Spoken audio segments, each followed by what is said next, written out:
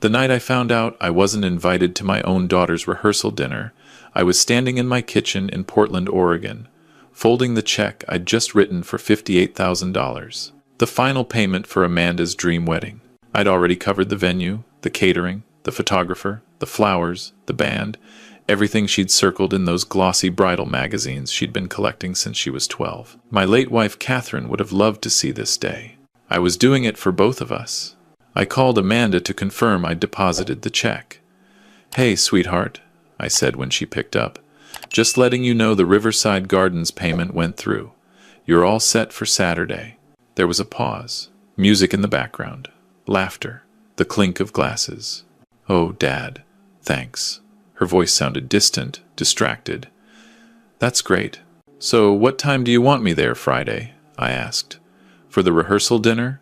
I was thinking I could come early, help set up if you need anything." Another pause. Longer this time. Then a different voice cut in. "Derek, my soon-to-be son-in-law." Smooth, practiced, like he'd rehearsed this. "Hey, Richard. Actually, the rehearsal dinner is just for the wedding party and immediate family. You know, keeping it intimate, small, and meaningful." I switched the phone to my other ear. "Immediate family. I'm her father." "Derek, I am immediate family," I said slowly. Right, he said, his tone shifting to that patient voice people use when they think you're not understanding something obvious. "But it's really just the people in the ceremony. Amanda's bridesmaids, my groomsmen, our parents who are walking us down the aisle." "You get it. Our parents who are walking us down the aisle." But I was walking her down the aisle. I was the one giving her away.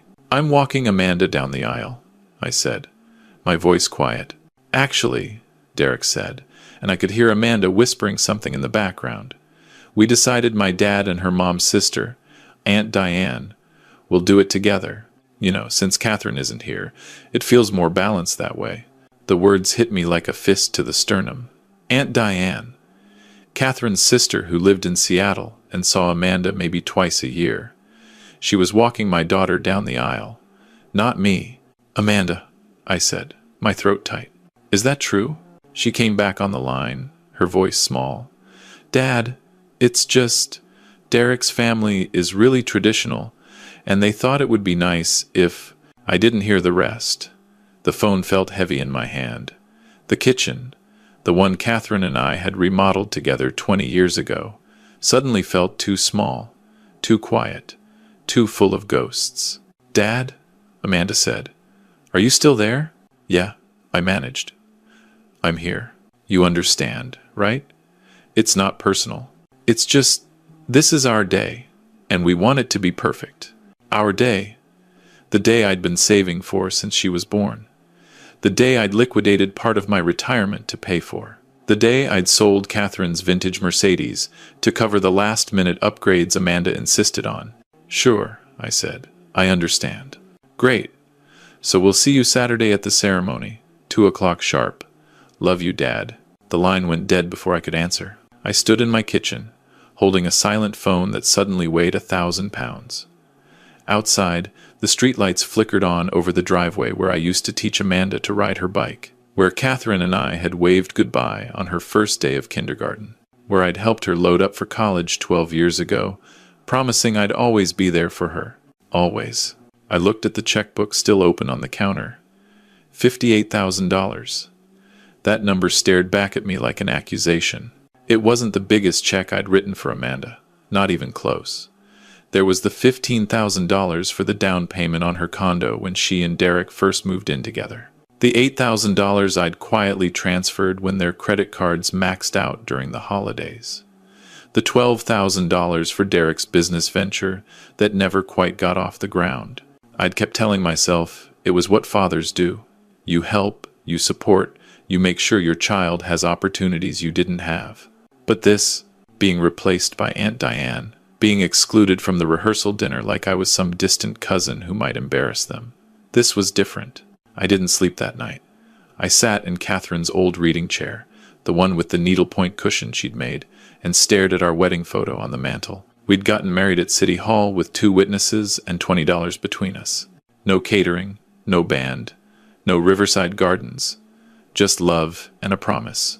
And we'd kept that promise. Through my teaching salary and her nursing shifts, through the miscarriage before Amanda, through my mother's long illness, through Amanda's college years and Catherine's cancer. We'd kept our promises. But somewhere along the way, I'd made a different kind of promise to Amanda, an unspoken one, that I would always say yes, always write the check, always be the safety net. And she'd learned to count on it the way you count on gravity. The morning after the phone call, I woke up early. For years, that was Catherine's habit, not mine. She used to say the quiet before the world wakes up is when you hear yourself think clearly. I'd never understood that until I found myself at my kitchen table at 6:15, staring at my bank statements spread across the surface. I'd been tracking my finances carefully since Catherine passed 3 years ago. When you're living on a teacher's pension and Social Security, you have to. But as I looked at the numbers now, really looked at them, I saw something I'd been too guilty to admit before. In the 3 years since Amanda met Derek, I'd given them $97,000. I'd written it down once before, in a notebook I kept locked in my desk. But seeing it now, in the soft morning light, the number felt different. Heavier, more real. $97,000 was more than I'd earned in 2 years of teaching. It was the down payment on the house Catherine and I had saved 5 years to afford. It was Amanda's entire college fund, the one we'd started when she was born, carefully depositing $50 every month for 18 years. And for what? I picked up my phone. There were 3 text messages from Amanda, all sent after midnight. Dad, you're not mad, right? Derek's family is just really particular about these things. Love you. Can't wait for you to see me walk down the aisle. Walk down the aisle with Aunt Diane and Derek's father. While I sat in a pew like any other guest, my hands shook as I set the phone down. That's when I knew something inside me had broken, not in a loud, dramatic way, but quietly, finally, like an old rope that's been fraying for years and has reached its last thread. I opened my laptop and logged into my bank account. The joint checking account I'd set up years ago. The one that was supposed to be for emergencies. The one Amanda had access to for when she really needs help. Dad. The balance was $3,247. It should have been closer to $20,000. I clicked on the transaction history. $500 withdrawal. Emergency car repair. $1,200 withdrawal. Medical bill. $2,100 withdrawal. Surprise tax payment. All within the last month, all while I was writing checks for wedding costs. I closed my eyes and let the truth wash over me like cold water. She wasn't just taking my money, she was taking it while actively excluding me from her life. I picked up the phone and called my bank. First National, this is Kevin. How can I help you? Hi Kevin, this is Richard Morrison. I need to remove someone from my joint checking account. There was a pause, the sound of typing. All right, Mr. Morrison, let me pull up your account. Can I ask who you're removing? My daughter. I spent the rest of that morning making calls. The bank, my investment advisor, my credit card companies, every account where Amanda had access, every automatic transfer I'd set up to make her life easier. I closed them all. When I finished, my hands were steady, for the first time in hours. That afternoon, I drove to a coffee shop across town, one where I knew I wouldn't run into anyone I knew, and ordered a black coffee I didn't really want. I just needed to be somewhere that wasn't my house, somewhere that didn't echo with Catherine's absence and Amanda's betrayal. I was halfway through the coffee when my phone rang. Amanda. I stared at the screen, watching it vibrate against the table. Part of me wanted to ignore it, but old habits die hard. Hello? Dad. Her voice was tight, angry. What did you do? I took a sip of coffee. What do you mean? The bank called me. They said you removed me from your accounts. All of them. That's right. Why would you do that? She wasn't asking. She was demanding. Because I'm not a bank, Amanda. I'm your father. I don't understand what that's supposed to mean. I set the coffee down carefully. It means I'm done being treated like an ATM with a heartbeat. That's not fair, she said, her voice rising. We needed that money. Derek's business is just getting started, and we have expenses. So do I. You're retired. What expenses do you have? I laughed. a bitter sound that surprised even me. I'm 64, Amanda. Not dead. I have a mortgage, utilities, medical bills, car insurance. I have a life. You have plenty of money, she shot back. You're just being petty because of the rehearsal dinner thing. Petty. The word landed like a slap. The rehearsal dinner thing, I repeated slowly. You mean the part where you replaced me with Aunt Diane? Where you decided I wasn't important enough to be part of your wedding party? It's not about importance. It's about tradition. Derek's family. I paid $58,000 for your wedding, Amanda. $58,000. That's not tradition. That's a down payment on a house. That's a new car. That's 2 years of my pension. Silence. And you know what? I continued, my voice steady. I was happy to do it. I wanted to do it. Because you're my daughter, and I love you. But I'm not paying for the privilege of being treated like I don't matter. Dad, you're overreacting. No, I said. I'm finally reacting appropriately. What's that supposed to mean? It means the bank is closed, Amanda. Permanently. I could hear her breathing, fast and shallow. You can't do this. Not now. The wedding is in 2 weeks. The wedding is paid for, I said. Every penny. You'll have your perfect day. We need money for the honeymoon, she said, her voice shifting. Softer now, pleading. We were counting on you to help with that. You always said you'd help us get started. I've given you $97,000 in 3 years, Amanda. You're started. 97. She sounded genuinely shocked. That can't be right. It's right. I have the records. Another long silence. Dad, she said finally, and now her voice was cold. If you cut us off, you're going to regret this. Something in her tone made my blood run cold. It wasn't anger. It was something else. Something calculated. Is that a threat? It's a fact, she said.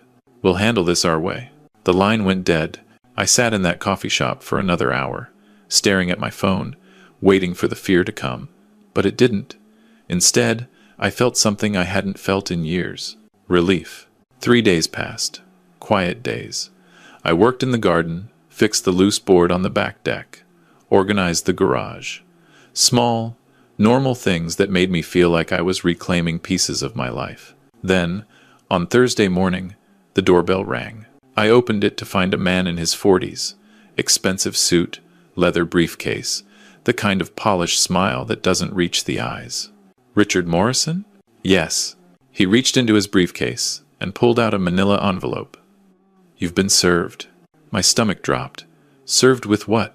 A lawsuit. Your daughter and her fiancé are suing you for breach of oral contract and promissory estoppel. They're seeking reimbursement for financial commitments you allegedly promised but failed to deliver. He handed me the envelope and walked away. I stood in my doorway, holding the envelope like it was contaminated. A lawsuit. My own daughter was suing me. I went inside, closed the door, locked it, and sat at the kitchen table. My hands shook as I opened the envelope. Complaint for breach of contract. Plaintiffs: Amanda Morrison and Derek Chambers. Defendant: Richard Morrison. I scanned the pages, my vision blurring. The defendant made repeated verbal promises to provide financial support for the plaintiff's wedding and honeymoon. The plaintiffs relied on these promises in good faith, making commitments they cannot now fulfill. The defendant willfully and maliciously withdrew promised support. Amounts sought: $25,000 for honeymoon expenses, emotional distress, and breach of trust. I read it 3 times before the words started to make sense. They weren't just asking for honeymoon money. They were asking for damages. They were asking for emotional distress, for the crime of stopping them from draining me dry. My phone rang. Unknown number. I answered anyway. Mr. Morrison, this is Janet Chen, attorney at law. I'm calling because a colleague mentioned your situation. Do you have legal representation? How did you know about this? Small legal community, she said, and cases like yours are more common than you'd think. May I ask, have you been served yet? 20 minutes ago. And you're alone? I looked around my empty kitchen. Yes. Would you be willing to meet with me this afternoon? No charge for the consultation. 2 hours later, I was sitting across from Janet Chen in her downtown office. She was maybe 50, sharp eyes behind frameless glasses, and the kind of calm presence that made you feel like things might actually be okay. She read through the complaint, making notes, her expression unchanging. "Well," she said finally, "this is textbook financial elder abuse disguised as a contract dispute." "Elder abuse?" I repeated. "I'm 64. You're over 60. You're a widower. And you have adult children making financial demands under threat of legal action. That's elder abuse." She leaned forward. "Tell me everything. Start from the beginning." So I did. The wedding costs, the years of support, the joint accounts, the rehearsal dinner, the exclusion, the threat, all of it. She listened without interrupting, taking notes in precise handwriting. When I finished, she sat back. "Mr. Morrison, do you have documentation?" "Documentation?" "Bank statements, canceled checks, text messages, emails, anything showing the money you gave them." I nodded. "Everything. I keep detailed records." For the first time, she smiled. "Good. Because we're not just going to defend this lawsuit, we're going to destroy it." She pulled out a legal pad. "Here's what's going to happen. They're claiming you made promises, but a promise to give a gift, even a specific amount, isn't legally enforceable unless it's in writing. And even if it were, you've already given them tens of thousands of dollars. Any reasonable person would say you've more than fulfilled any moral obligation. But they're saying emotional distress. They're saying that because they're desperate," Janet said. "People who file suits like this are usually in financial trouble and see a parent as an easy target. They expect you to fold because you love your daughter and don't want the embarrassment of a lawsuit." "I'm not folding. I can see that." She made another note. "We'll file a response denying all claims. Then we'll counterclaim for harassment and abuse of process. And if they really want to push this, we'll demand they repay every penny you've given them over the past 3 years." My head spun. "Is that possible? If we can prove the money was given under duress or with the expectation of repayment?" "Yes." "Did you ever tell them you expected to be paid back?" "No. I told them it was to help them get started." "And did they promise you anything in return?" I thought about it. Amanda used to say, "When Derek's business takes off, we'll take care of you, Dad. You'll never have to worry." Things like that. Janet's pen moved faster. "Perfect. That's consideration. That makes it potentially a loan, not a gift." She looked up. "Mr. Morrison, I'm going to be direct with you. This is going to get ugly. Your daughter is going to say things about you in legal documents that will hurt. She may try to claim you're incompetent, that you're manipulating the situation, that you're bitter about the wedding. Are you prepared for that?" I thought about the rehearsal dinner, about Aunt Diane walking my daughter down the aisle, about the $58,000 check and the casual cruelty of just immediate family. "Yes," I said. "I'm prepared." Over the next week, Janet and I built my case. Every bank statement going back 3 years. Every text message where Amanda asked for money. Every email where I said yes. Every withdrawal from the joint account. The paper trail was devastating. $15,000, condo down payment. $8,000, credit card bailout. $12,000, failed business investment. $58,000, wedding costs. Dozens of smaller amounts, $500 here, $1,000, $200 there, $2,000, $100, for a surprise tax bill that probably didn't exist. We organized it all in a thick binder with tabs and highlights. Janet called it our nuclear option.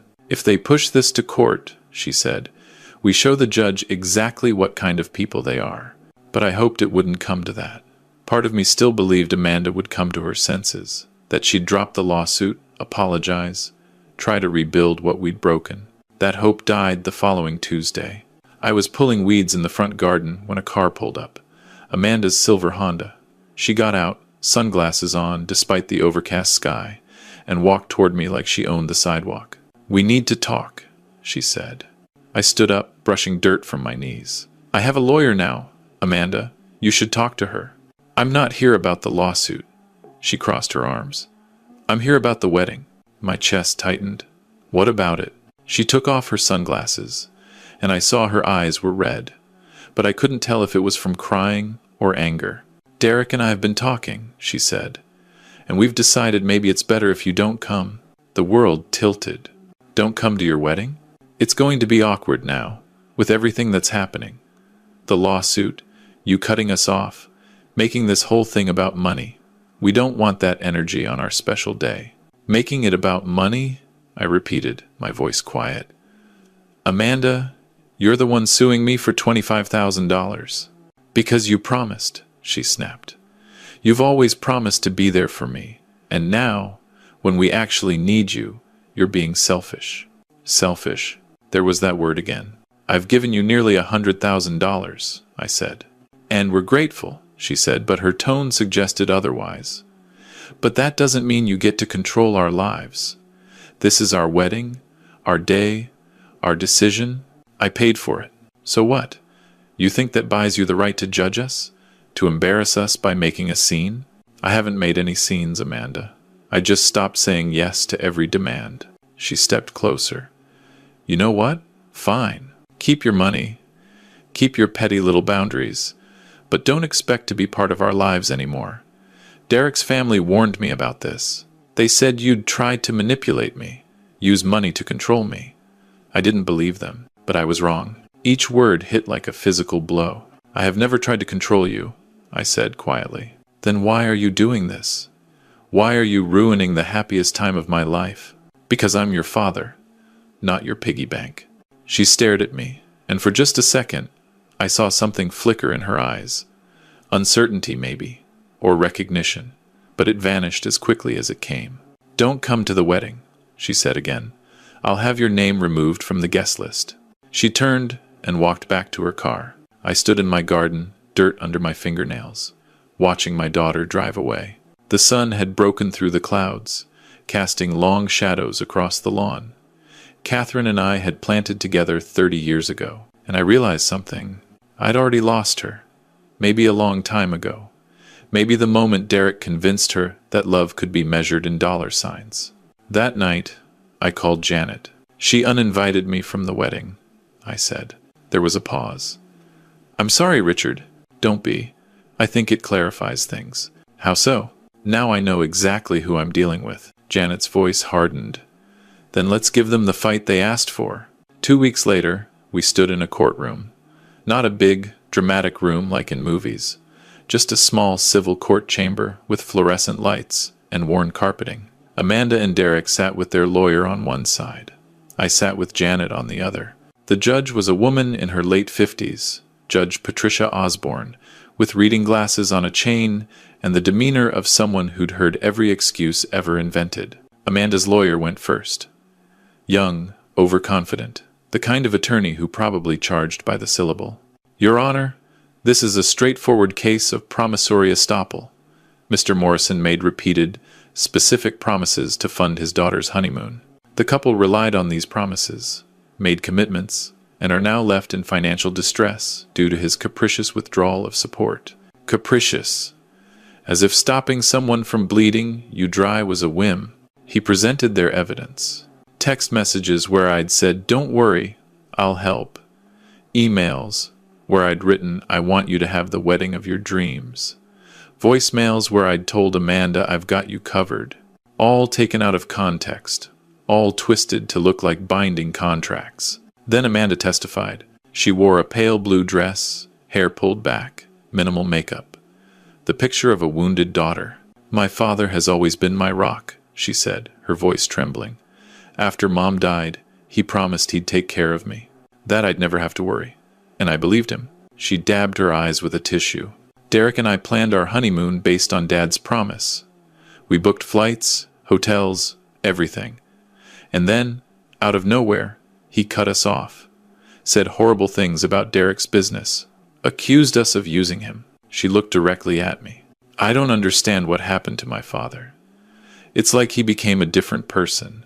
Judge Osborne wrote something down. Then it was our turn. Janet stood, calm and precise.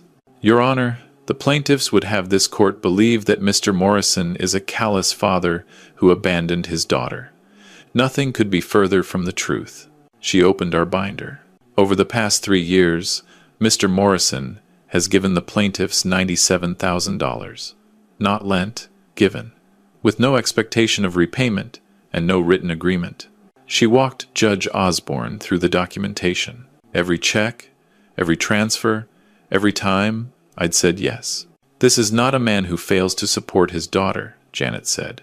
"This is a man who was systematically exploited until he finally said enough." Then I testified. I told the judge about the rehearsal dinner, about being replaced by Aunt Diane, about the joint account withdrawals I never authorized, about the threat Amanda made when I closed the accounts. "Your Honor," I said, "I would have given my daughter anything. I did give her everything. But the moment I stopped, she sued me. That's not a daughter seeking her father's support. That's someone who sees me as a resource to be extracted." The courtroom was quiet when I finished.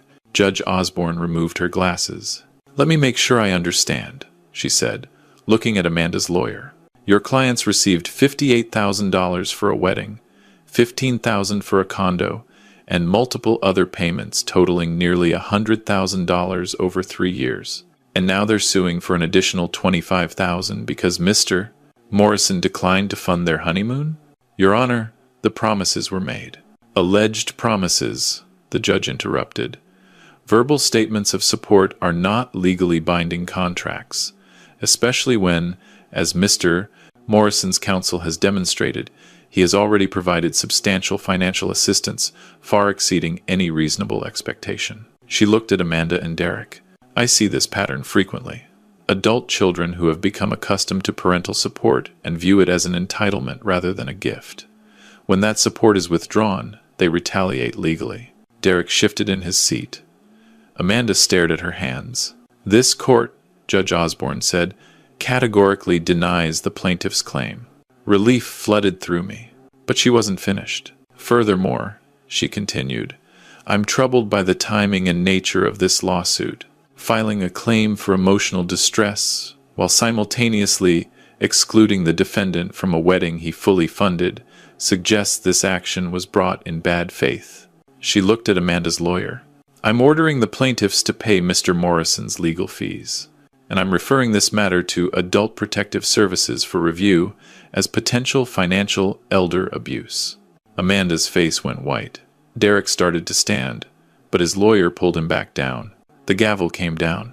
Court is adjourned. In the hallway afterward, Janet shook my hand. "You did it, Richard." "We did it," I corrected. Through the courtroom doors, I could see Amanda and Derek arguing in hushed, angry voices. Their lawyer was packing his briefcase with sharp, frustrated movements. "Do you think she'll ever understand?" I asked Janet.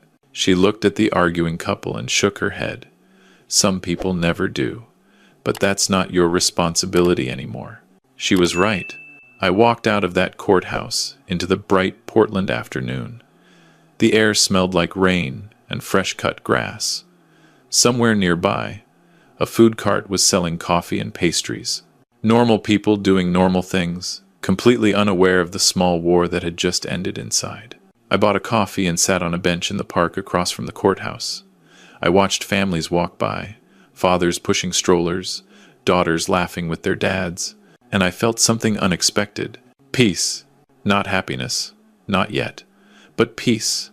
The kind that comes from finally standing up after years of being bent into shapes that weren't yours. My phone buzzed. A text from my neighbor, Helen, the retired nurse who'd lived 3 doors down for 20 years. "Heard about the court stuff from Mrs. Patterson.